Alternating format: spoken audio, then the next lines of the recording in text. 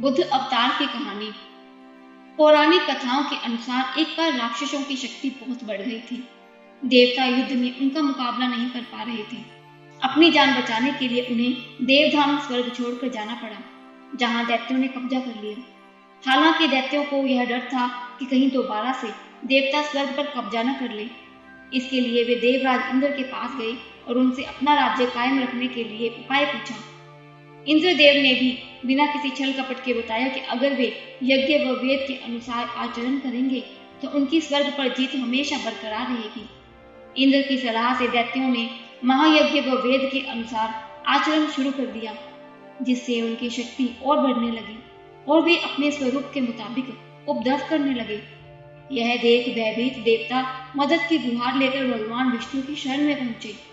विष्णु जी ने देवताओं को मदद का वादा किया। भगवान स्वयं बुद्ध का रूप धारण कर प्रकट हुए। उनके हाथ में मर्जनी थी और वे रास्ते को साफ करते हुए आगे बढ़ रहे थे।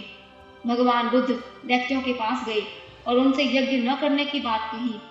बुद्ध जी ने कहा कि यज्ञ करना उचित नहीं है, इससे जीवों को नुकसान पहुंचता है।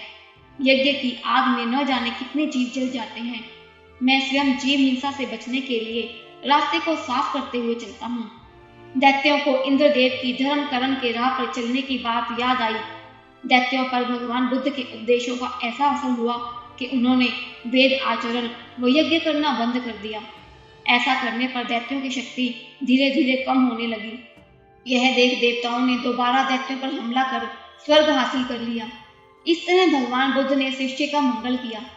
कहा जाता है कि बौद्ध धर्म के प्रवर्तक महाराज शुद्धोधन के यशस्वी पुत्र गौतम बुद्ध के रूप में ही श्री भगवान का अवतार हुआ था, जैसा कि संसार में प्रसिद्ध है। भगवान बुद्ध व गौतम बुद्ध एक ही व्यक्ति थे। भगवान बुद्ध जी का असली नाम सिद्धार्थ गौतम था। बुद्ध कोई व्यक्तिगत नाम नहीं है, यह एक सम्मानजनक उपाधि है जिसका अर्थ होता है जागृत व्यक्ति।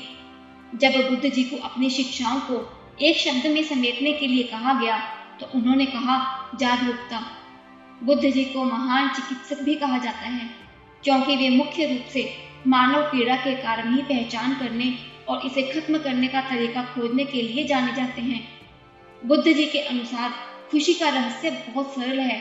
जो आपके पास है उसे चाहना और जो आपके पास नहीं है उसकी चाहत नहीं रखना। आमतौर पर बुद्ध जी को लंबे कानों के साथ दिखाया जाता है, जो ज्ञान और समझ का प्रतीक है। बुद्ध जी की प्रतिमा को अगर देखें तो वे एक ज्वलनशील हेड ड्रेस पहने हुए दिखाई देते हैं, जो सर्वोच्च ज्ञान के प्रकाश का प्रतिनिधित्व करता है।